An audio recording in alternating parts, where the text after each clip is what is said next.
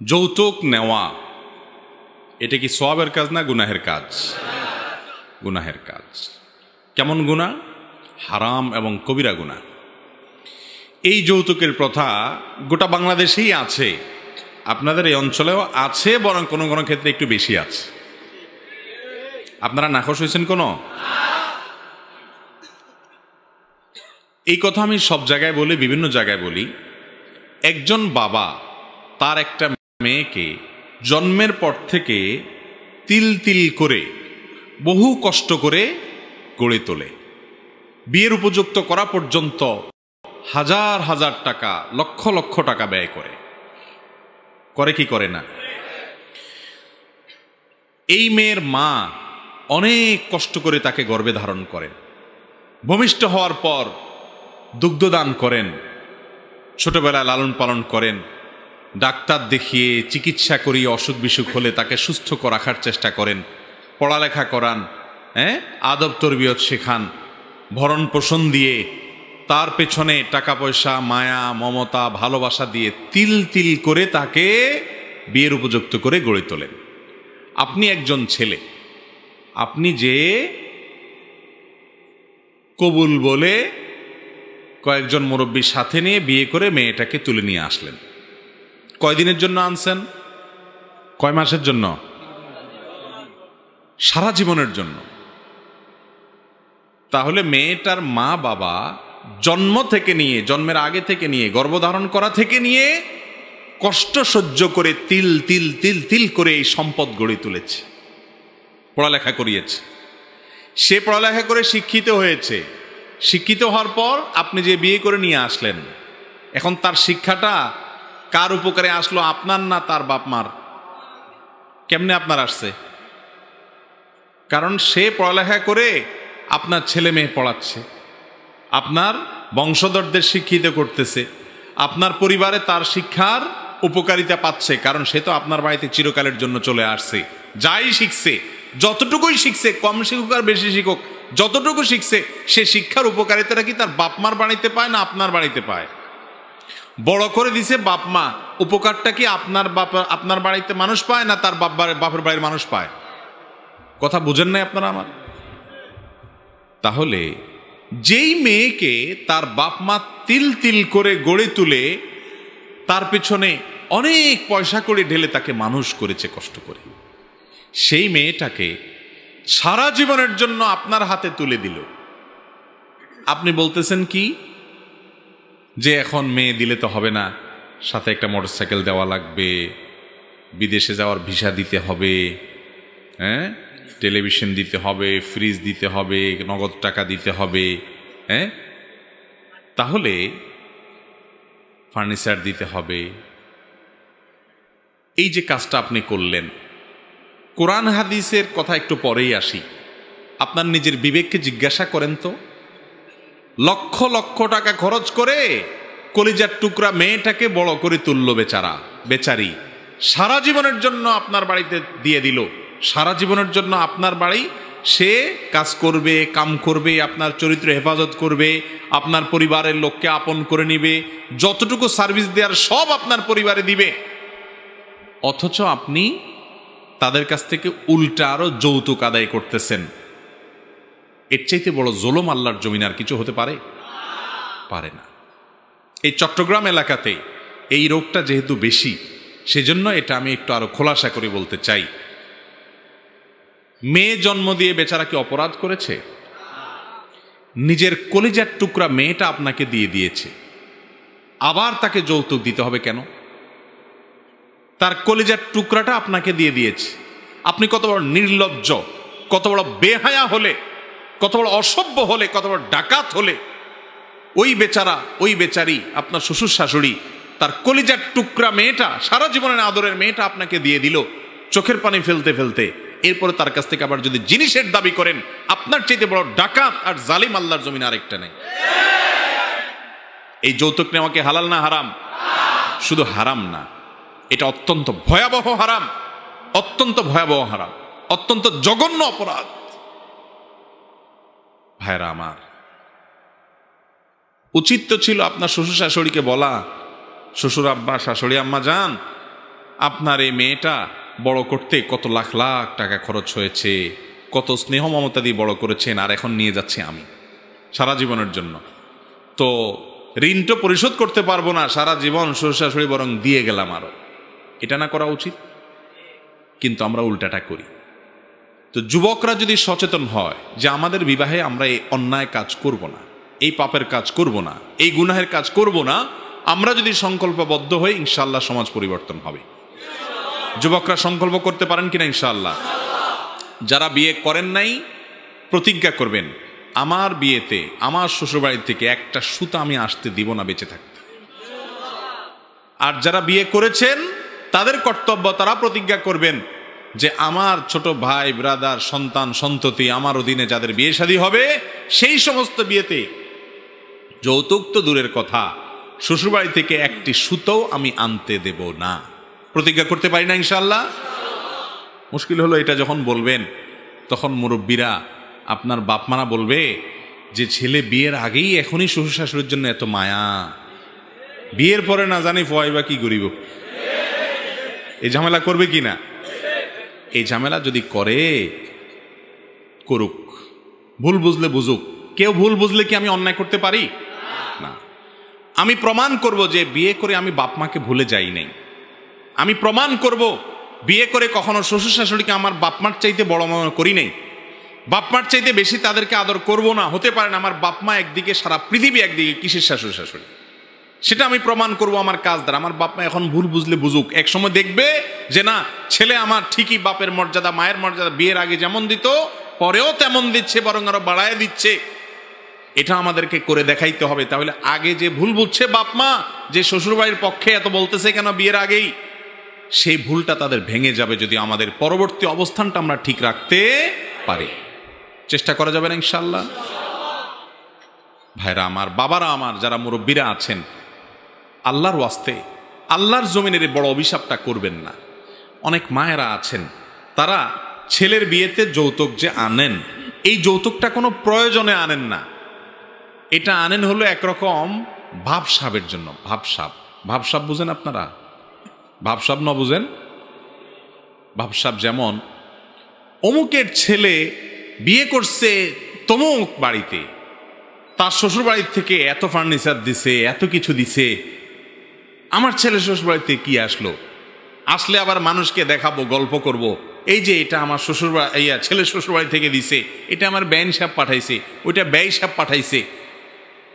যারা এগুলো নিয়ে গর্ব করেন সেই চাচা চাচিদেরকে বলতেছি, আপনি একজনের কাছ থেকে ডাকাতি করে কিছু আনলেন, ভিক্ষা করে কিছু আনলেন, এটা কি গর্ব করার কোনো জিনিস হইল?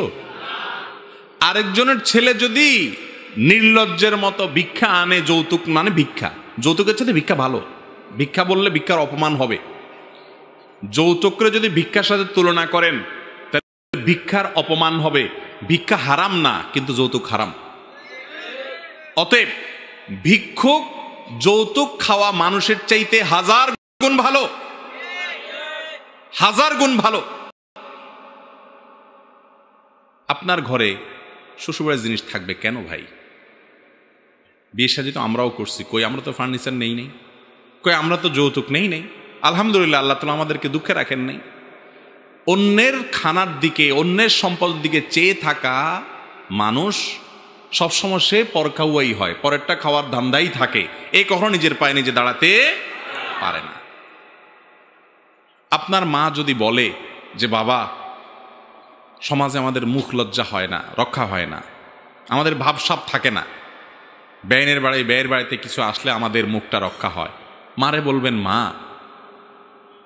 যৌতুক নেওয়া হারাম, অন্যায়। নবী করিম সাল্লাল্লাহু আলাইহি ওয়াসাল্লাম বলেছেন, ফাবিমা তাখুযু মাল আখি, আপনি মুসলমান, আল্লাহর প্রতি ঈমান আনছেন, তাহলে আপনি কারোর কাছ থেকে 10টা টাকা নিতে হলে, একটা জিনিস নিতে হলে আপনার বিবেককে জিজ্ঞাসা করতে হবে কিসের বিনিময়ে নিলাম আমি, কিসের বিনিময়ে। আপনার শ্বশুর বাড়ির থেকে আপনার কিসের পাওনা আছে আমাকে বুঝান, কি কারণে নিবেন? ফার্নিচার নিবেন, মোটরসাইকেল নিবেন, ভিসার টাকা আদায় করবেন, দাবি করবেন, ক্যাশ টাকা নিবেন, জিনিসপত্র নিবেন, ঈদের সময় সেমাই চিনি, কোরবানিদের সময় গরুর রান, গরুর কল্লা, আর রমজান মাসের সময় ইফতারি, এই রোজা আপনি রেখে কি লাভ হবে? ডাকাতির জিনিস দিয়ে ইফতারি করে, ডাকাতির জিনিস দিয়ে ইফতারি করে কি লাভ হবে? এই যৌতুক নামক অভিশাপের বিরুদ্ধে সংগ্রাম চালাবো তো আমরা ইনশাল্লাহ। ভাইরা আমার, আপনার শ্বশুর বাড়ি থেকে আপনার মা যদি আনতে বলে, বলবেন যে মা, তাদের বাড়ি থেকে আমরা যে কিছু আশা করতেছি, যে ঈদের সময় এটা দিবে, শীতকালে পিঠা দিবে, ফলের সময় ফল পাঠাইতে হবে, শীতের সময় মনের মোয়া পাঠাইতে হবে, এই যে জিনিসগুলো দিতে হবে, কি কারণে তাদের দিতে হবে? তারা আমাদের কাছে কি দেনা হয়েছে, আমরা কি কারণে পাওনা হয়েছি? কোনো টাকা পাবো, পয়সা পাবো, কি কারণে পাওনা হয়েছি? কোনো কিছু পাওনা আছে শ্বশুরবাড়ির কাছে? বরং দেনা আছে, আছে না নাই? তাদের মেয়েটা দিয়ে দিছে, একটা মেয়ের দাম কত, একটা মানুষের দাম কত, গোটা মানুষটা দিয়ে দিছে, পাওনা আছে। এই জন্য শরীয়ত বলছে মহারণা দাও, মহারণা। এখন মহারণা ধরেন 50 লাখ 5 টাকা দেন না 2 পয়সাও, বাসর রাতে হাত পা ধরে মাপসান বেহায়ার মতো, আবার যায় শ্বশুরবাড়িতে দাঁড়ায় থাকেন যৌতুকের জন্য। আপনাকে বিয়ে করতে বলছে কে? আমরা প্রতিজ্ঞা করতে পারবো না ইনশাল্লাহ, আমরা কেউ যৌতুক খাবো না, যৌতুক খাবো না। কিন্তু প্রশ্নে যে জিনিসটা আসছে, যে একজন বাবা তিনি তার মেয়েকে বিয়ে দিবেন, এই জন্য সহযোগিতা চান আমাদের সমাজে, চান কি চান না? এটা তো উল্টা হয়ে গেল ভাই। দরকার ছিল ছেলের বাবা হাত পাতবে মানুষের কাছে, যে বাবারে আমার ছেলেটা বিয়ে করবে, বিয়ে করতে এতগুলা মোহর দেওয়া লাগবে, অলিমা খাওয়াইতে হবে মানুষকে, অনেক ক্ষয় খরচ আছে, বইয়ের আপনার সাজগোজের জিনিসপত্র কিনতে হবে, তো ওর যা আছে তা দিয়া হয় না। আত্মীয় স্বজন আপনারা, বন্ধু বান্ধবরা আপনারা একটু কিছু হেল্প করেন যাতে বিয়েটা করতে পারে। এই হাত পাতার কথা তো ছেলের বাপের, ঠিক না ঠিক? মেয়ের বাপ কি দুঃখে হাত পাতবে? বেচারার খরচটা কোথায়? শরীয়তে বিয়েতে মেয়ের বাপের 2 পয়সা খরচের কোনো অপশনই নেই, কোনো অপশন নেই। মেয়ে বিয়ে দিতে ইসলামের শরীয়ত অনুযায়ী 2 পয়সার কোনো খরচ নাই, 2 পয়সা কোনো খরচ নেই। কোন খরচ আছে আমাকে আপনি দেখান। মোহর দেওয়া লাগে মেয়ের বাপের? মেয়ের মোহর দেওয়া লাগে? মেয়ের বাপের কোনো খানা আয়োজন করতে হয়? না, না তো বলতেছেন, না তো ইসলামে, না না আপনার সমাজে কি শুধু হানি? আরে বাপরে বাপ, আহা, দর কষাকষি হয় অনেক এলাকায় না? বিয়ের আগে দর কষাকষি। আমাদের 500 জন লোক যাবে, তো মেয়ের বাবার পক্ষ থেকে বলে না এতজন আপনার একটু কমায় আসেন। ছি ছি ছি ছি ছি, আহা, লজ্জা শরম বলতে কিছু আছে? খাইতে যাবেন, 300 লোক নিয়ে যাবেন, 500 লোক নিয়ে যাবেন, বার্গেনিং করে সংখ্যা বাড়াইতে আছেন, অর্থাৎ আপনার কাছে ভিক্ষুকের পরিমাণ অনেক, খানার অভাবে থাকা মানুষের পরিমাণ অনেক, যে খানা চোখে দেখে নাই। এই জন্য আমার 500 বেহায়া আছে, 500 ভিখারি আছে, 500 খানা চোখে দেখে না এরকম আছে। আপনি ফিগার বাড়াইতেছেন মানে আপনি নিজেকে ছোট করতেছেন। যত ফিগার বাড়াইতেছেন তত নিজেকে। আমার বিয়ের সময় আমার শাশুড়িকে আমরা জানাইছি যে আমার 3 জন মানুষ আসবে, আমি নিজে বিয়ে করতে যাব, আমার বাপ যাবে, আমার মামু যাবে, 2 জন সাক্ষী লাগবে, তারা যাবে, আর তৃতীয় কোনো মানুষ যাবে না। আমার শাশুড়িরা বলে এটা কোনো কথা, কমপক্ষে 10 জন মানুষ আসেন। পরে বললাম ঠিক আছে, যেহেতু মন খারাপ করে ফেলতেছে এই জন্য 10 জন মানুষ গেছি আলহামদুলিল্লাহ। অলিমা, আমি বিয়ে করছি, খুশির সংবাদ, একটা আস্ত মানুষ আরেকজনের সংসার থেকে তুলে নিয়ে আসলাম, এর চেয়ে বড় খুশির খবর কি? খুশির ছোটে আমি মানুষকে খাওয়াইছি, অলিমা করাইছি, এটা হলো সুন্নত, এর নাম হলো ইসলাম। আর ইসলামের উল্টাইয়া এখন মেয়ের বাপ বেচারা হাত পাতা লাগে, গরিব মানুষ, মেয়েটা বিয়ে দিতে পারছি না। এই সমাজে সভ্য মানুষের এত অভাব পড়ে গেছে, যেই কোনো ছেলে বিয়ে করবে এত অসভ্য, সে এত অসভ্য তার বাপ মা, এত অসভ্য তার পরিবারের লোকেরা, যে আমার মেয়েটা আমি তুলে দিব, কলিজার টুকরাটা দিয়ে দিব, তারপরেও জিনিসপত্র দিতে হবে, খাওয়া দাওয়া দিতে হবে, শীতকাল আসলে নাস্তা দিতে হবে, আপনার ফলের সিজন আসলে আম কাঁঠাল বস্তায় বস্তায় কার্টুনে কার্টুনে পাঠাইতে হবে, রমজান আসলে ইফতারি দিতে হবে। আয় রে রোজাদার, ভিক্ষার জিনিস দিয়ে ইফতারি করেন, আপনার মতো বেহায়া রোজাদার আছে? পানি দিয়ে ইফতার করেন, নির্লজ্জ। আল্লাহ তাআলা আমাদেরকে হারাম থেকে বাঁচার তৌফিক দান করুন। ভাইরা আমার, অল্প দুঃখে কথাগুলো বলি নেই, এই হারামটাকে আমরা এখন হালাল বানাই নিস, ঠিক না ভাই? ঠিক। সংগ্রাম চালাইতে হবে আমাদেরকে। মেয়ের বাপ কি দুঃখে মেয়ে বিয়ে দেওয়ার জন্য হাত পাতবে, আমাকে বুঝান। কোনো যুক্তি আছে? হাত যদি পাতাই লাগে, ছেলে হাত পাততে পারে, ছেলের বাপ হাত পাততে পারে যায় রে, কারণ ইসলামে খরচের সব অপশন ছেলের। বিয়ের পরে খাওয়াবে কে? ছেলে। এখন মেয়ের বাপ খাওয়া লাগে, খাওয়াইতে হয়, ওটার নাম দিছি কি? বরযাত্রী। আমি নাম দিছি বদযাত্রী। বদযাত্রী, বদ বদ বদযাত্রী, খারাপ যাত্রী। লজ্জা লাগে না? আপনি একটা মেয়ের বাপের বাড়িতে যায় দর কষাকষিরে যায় খাইয়া আসতেছেন। নবী করিম সাল্লাল্লাহু আলাইহি সাল্লাম একজন সাহাবী বিয়ে করার পরে বলেছেন, আউলিমালা বিশাত, বিয়ে করছো তাইলে কমপক্ষে ছাগল জবা করে অলিমা খাওয়াও, কারণ তোমার ঘরে একটা নতুন মানুষ আসছে, খুশি খুশি ছোট খাওয়াও।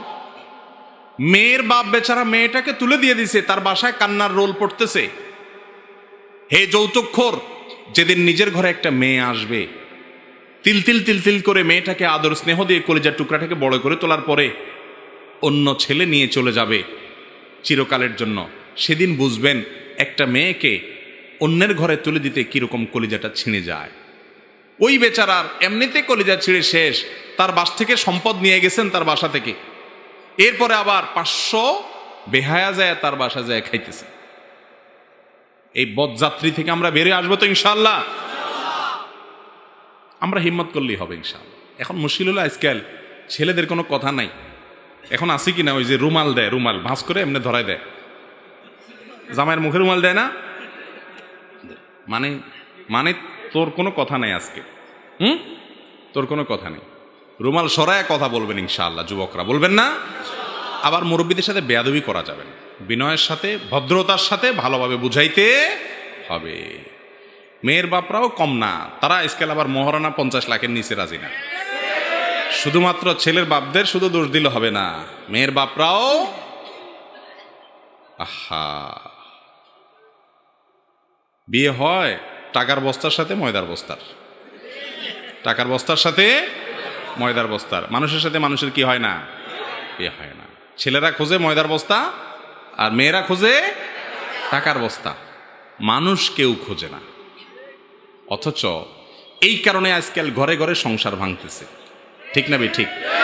ঘরে ঘরে সংসার ভাঙতেছে, ঘরে ঘরে বিচ্ছেদ হচ্ছে, ঘরে ঘরে তালাক হচ্ছে। মৌলভীবাজার মাহফিলে গেছি, স্থানীয় চেয়ারম্যান সাহেব এসে বললেন, হুজুর 10 দিন হয়েছে আমি চেয়ারম্যান হইলাম, 10 দিন দায়িত্ব বুঝে নিলাম। এই 10 দিনের মধ্যে আমার ইউনিয়নে 25টা বিবাহ ভাঙার পর বিচার নিয়ে আসছে, আর আমার কাছে আসে নাই যে সেগুলো কতগুলো আল্লাহ জানে। একটা ইউনিয়নে যদি এরকম অবস্থা হয় 10 দিনের মধ্যে, সারা দেশে সংসারগুলোতে আল্লাহর গজব নাজিল হয়ে গেছে। স্বামী স্ত্রীর কোনো বনিবনা নাই, তালাক হয়ে যাচ্ছে, অশান্তি, পরকিয়া।